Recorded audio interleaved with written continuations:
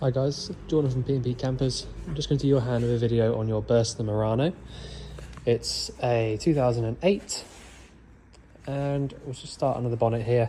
So you've got your washer fluid on the left, power steering fluid and your engine coolant, brake fluid attached to the servo just down the back, and your engine oil sits in this reservoir or this cap, under this cap just here. Your engine oil is checked by the dipstick down there with a red top,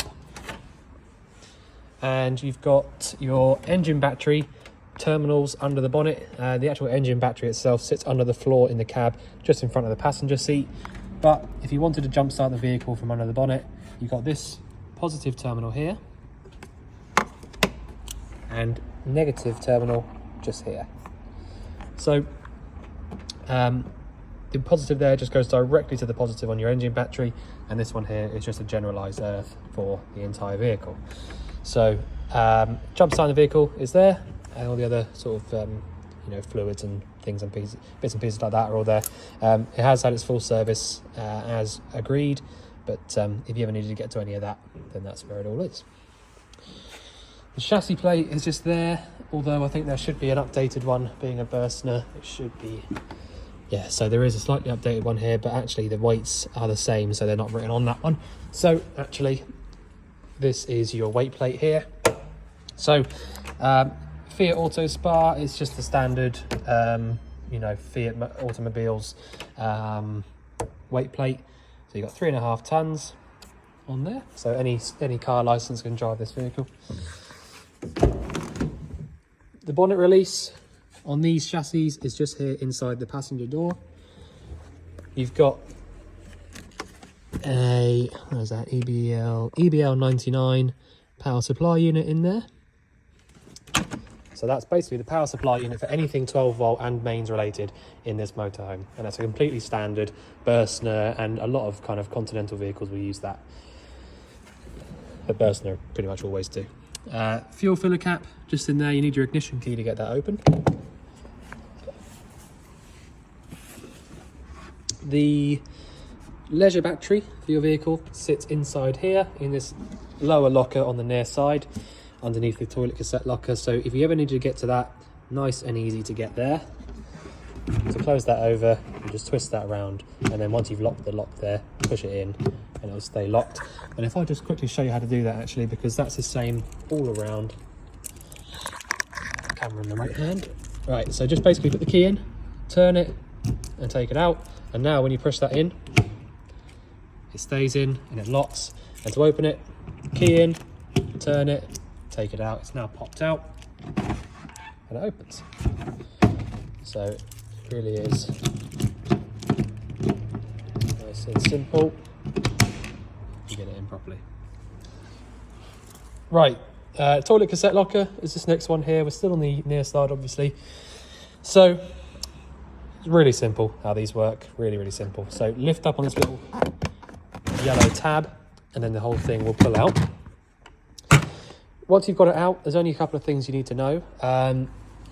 If you want to be a little bit more advanced, you can see there's a little 3 amp fuse in there. If you find that your flush isn't working, so the flush button, because you've got an electric flush button in there, if you find that doesn't work, have a little check in here, make sure the 3 amp fuse is okay and isn't blown. You can see there it's not at the moment. That's normally what the if the pump doesn't work, that would normally be what it is. If it's not that, it'll be the pump and it's just seized, so you just need to tap it a little bit and it'll work. The actual toilet cassette itself, you will empty it out from here, so you take this cap off and then empty it out from there. And when you are actually physically emptying it, you need to hold down this little yellow button here. It's an air pressure release valve, and you'll see, you won't see, but I suppose, but if you took that out, you can see there's a little spring underneath it, and it just allows a little bit of extra air to come out. The only other thing is you've got this little seal here, the rubber seal. A lot of the videos I do mention that if you own a motorhome, it is really helpful to own some kind of silicone lubricant. That can be Dash Shine, Back to Black, anything really, anything sort of silicone spray based. You can buy specific ones that are really expensive, but you don't really need to. Just a general silicone lubricant, and that rubber seal there is the most important one that you need to keep on top of. You haven't got to do that every time, but just every time you go away, maybe, you know, just spray that up again, push this back over, because eventually what happens is when you push this cassette in, this is where it is all the time. When you push the cassette in, this comes out like that, and that's how you get to the cassette from inside. But if you don't lubricate that seal, you'll push the cassette in and this will stay where it is because it can't move, and then it'll break. So just a little tip, and that's that. Gas locker, just here. The gas bottles are really simple again, just anti-clockwise around to the left to turn it on, and clockwise around to the right to turn it off. I'm going to leave it on for the minute because I've got a few things working inside that I want to show you. You've got until, so it's 2022 on the pigtail, so you've got till 27 to replace that, 2027, because I've got 5 years on them. But yeah, so if you wanted to get another bottle in there, you can do, just put it in there and strap it in with these. And when you come to replacing this bottle or changing it over, undo this nut just here, pop it onto the new one, tighten it on, and that's it. So it's simple stuff. This vent just here is for your heating and hot water. So this is your boiler vent. So if you had that lit up, you'd be able to feel a little bit of hot air coming out from underneath, but be careful because it can actually be very hot. Hookup lead, you can see I've got that in at the moment, so I can show you a few bits working inside via the electric, and your freshwater inlet just there as well. So having the silicone lubricant, again, another reason that you should have one. Well, two more reasons really. The water seal just here, so you can see this is rubber inside. We have done this as part of the hab check, so that has been done. But that's another thing. So the toilet lip seal and the rubber seal inside that water cap, if you don't do this, same again, you won't be able to take it off basically. They get so stuck on that you will not be able to take that off if you don't lubricate it every once in a while. And if you do, it'll break. So that's that. The other thing was, if you've got the lubricant, these rubber seals around here might not sound or seem very important, but actually if you don't seal these up and don't, you know, spray a little bit of sealant,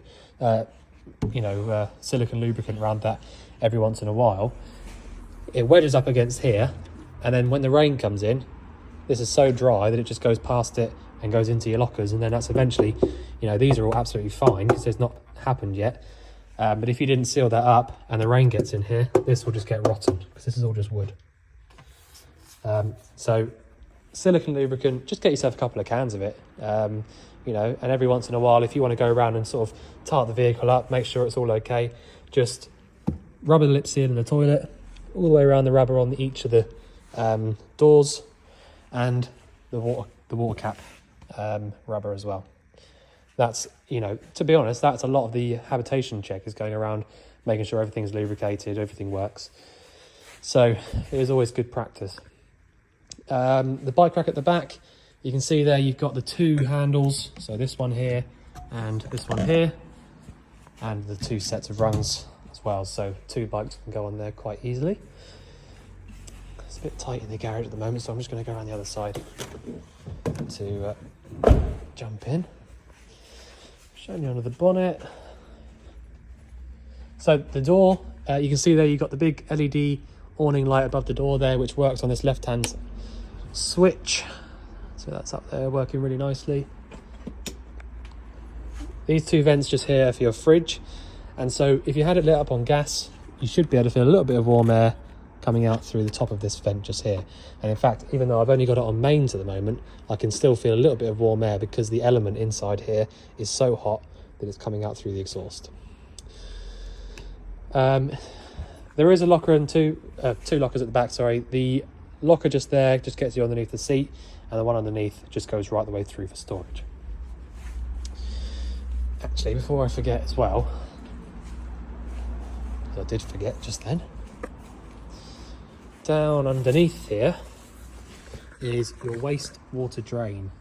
So you can see there the handle is just at the top there, and so all you need to do, turn that 90 degrees to stop any water coming out of it. Other than that, that's your storage all the way through. And that is about it for the outside. So I'll just go on the inside now.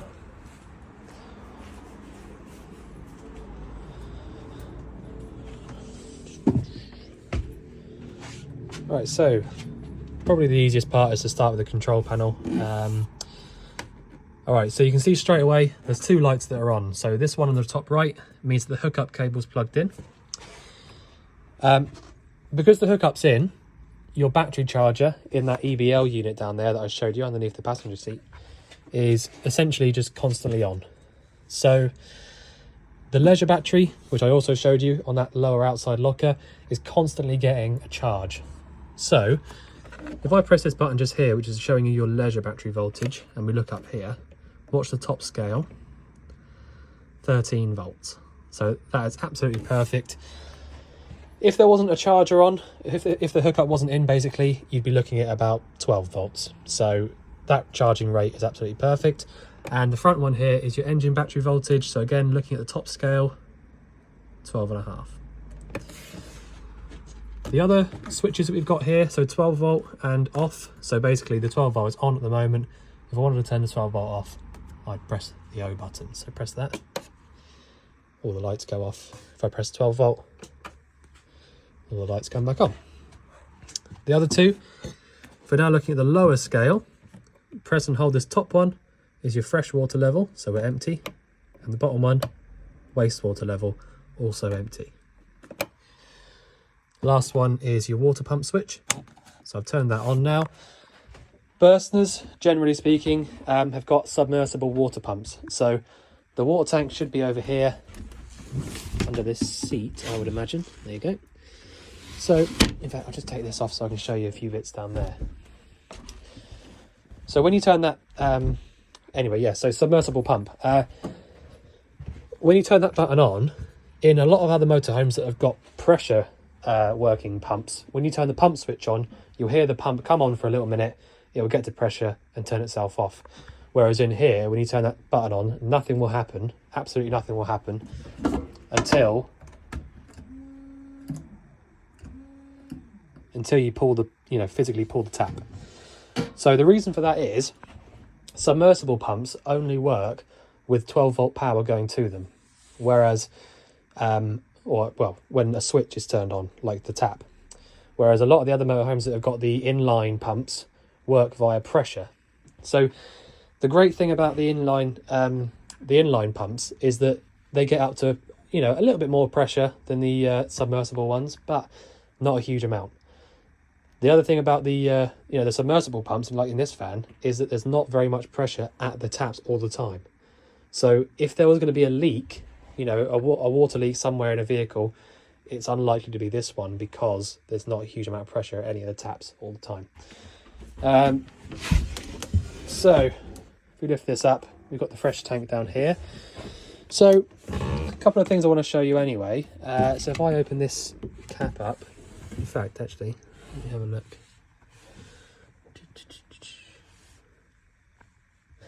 Yeah, okay. So I'm just going to put you down for a second just so I can undo this cap.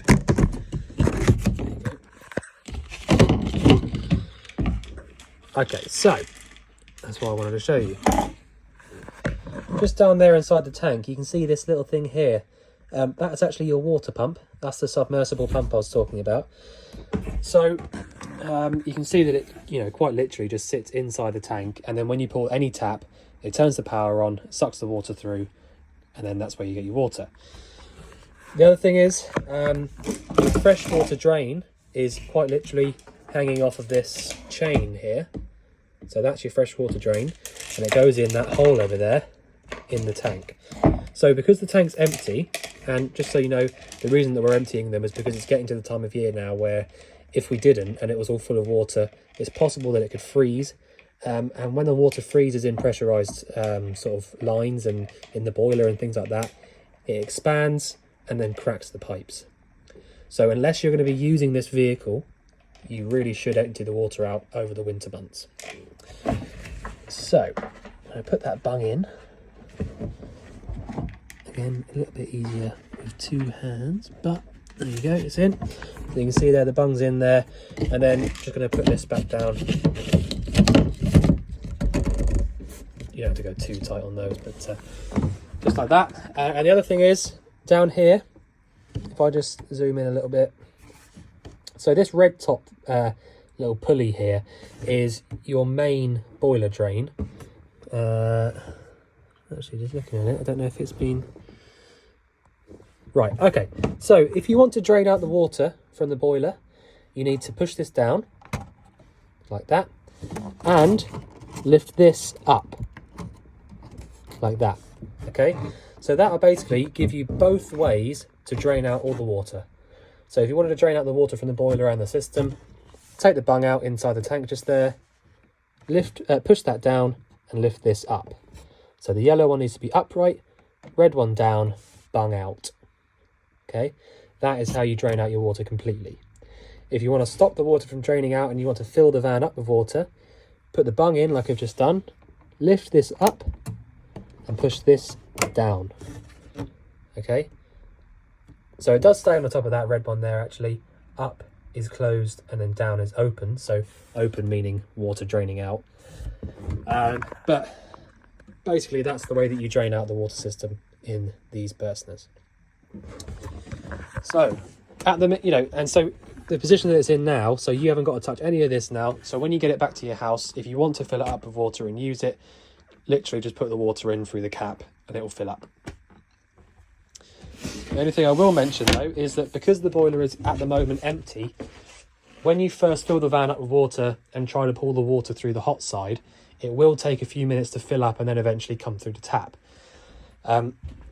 Trying to be a bit more brief about it, the reason that happens is that your freshwater system, so your cold water side, comes to any tap you want directly from that tank. So it goes through the pump straight to the tap.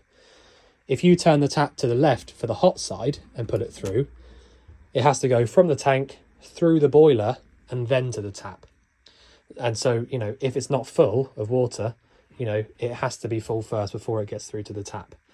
So basically that's the only way that you get to fill the boiler up. You need to fill up your fresh tank with water and then just pull and hold on the hot side of the tap until it starts coming through nice and clear. So I hope that makes sense, but that's how you use these vans and that's how you winterize them, drain them out, things like that. Right, so control panel, I've gone through that. Okay, so you've got the 3-burner hob at the top here. You will need an igniter to light up any one of these. They've all got a thermocouple on them, which I always mention in all the other videos as well. But essentially what a thermocouple does is, if I haven't got a lighter on me at the moment, but if I lit any one of these up, the thermocouple is the thing that recognizes the flame, and that is what allows the gas to carry on coming through. If the thermocouple wasn't there and it wasn't working, you could light it up and it would light up, but as soon as you let go of this again, it would go out. Or in other words, if you lit any of these up and somebody or the wind blew the flame out, the thermocouple would recognise that the flame's gone out and it would stop any excess gas from just pumping into the vehicle. So they all work, they've all been checked, and in fact every gas appliance in this entire motorhome, and actually every gas appliance in your house, will all have a thermocouple on as well. Thermocouple, flame failure device, same thing. Okay, so down here we've got your grill and oven. Same sort of idea, I think. Yeah, so you need an igniter to light either of those up as well. This comes all the way out, so if you don't want to listen to that smashing around and making a horrible noise when you're driving, I would recommend put it in a cupboard and put a tea towel around it, because that, I promise you, is the loudest part of the motorhomes when you're driving. So I'll put that back in there for now, but I would just bear that when you can hear. I'm not even moving my hand, it's just it's just how loud they are.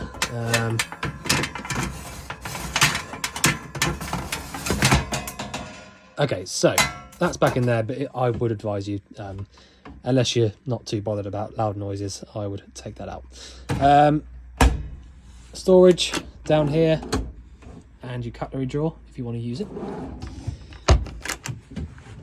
Behind us here, we've got the actual boiler itself.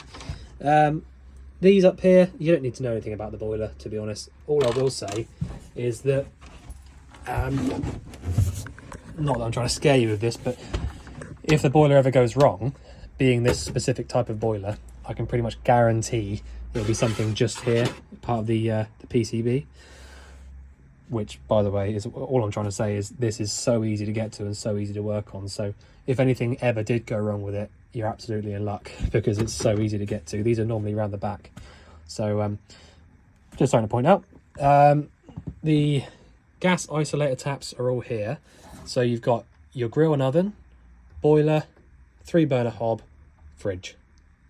And that's what all those little symbols mean. So if you wanted to isolate the gas from anything, just turn it 90 degrees. And that's how you do it. You only need to do that if you think there's a problem with it. By the way, you don't need to do that every time you get out of the van. Just turning the gas bottle off is plenty if you're thinking about safety.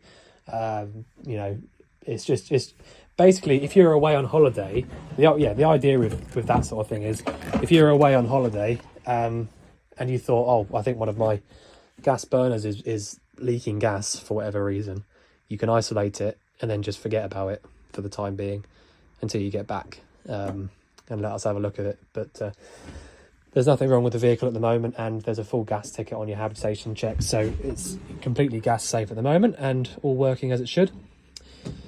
I will get onto the other bits over there. I'm doing it in a bit of a random order, but okay, so this is how your boiler works. It's a Trumatic combi boiler.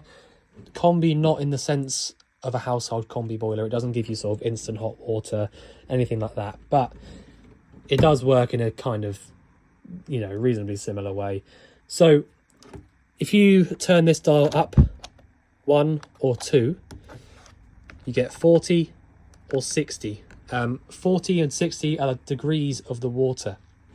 So at the moment I can't use that because there's no water inside that boiler.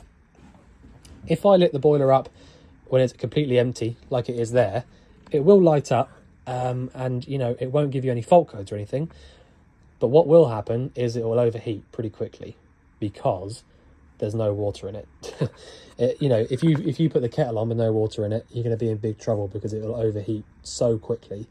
And it's exactly the same idea with these. So you need to go through first and do what I showed you there with the tap. Make sure that you put the tap on, pull the hot water side and wait for that to come through nice and clearly after you've done the bits that I showed you down there. Okay, making sure that they're all in their closed position. Once you've done that and the water comes through the tap, you can go ahead and do whatever you like. Go up 1 or 2 for 40 or 60 degrees of hot water. Down 1 is heating only. So after a couple of minutes, any of these little circular vents down the bottom of the vehicle will start pumping around warm air. So it's a blown air heater, but it all works from inside that one combi boiler in there. If your boiler was full and you wanted heating and hot water at the same time, you go down 1 more and that'll give you both heating and hot water. Back to the middle, turns it off.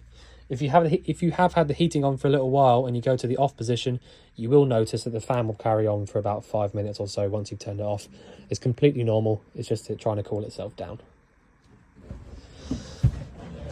And I think the last appliance really is your fridge. So the fridge is very, very simple when you get used to it or get the hang of it, but sometimes people can struggle with the sort of the controls of how they work. But so at the moment, I can personally use the fridge on 2 different ways. I can either use it on mains, where it is now, or I can use it on gas, because I've got the gas switched on.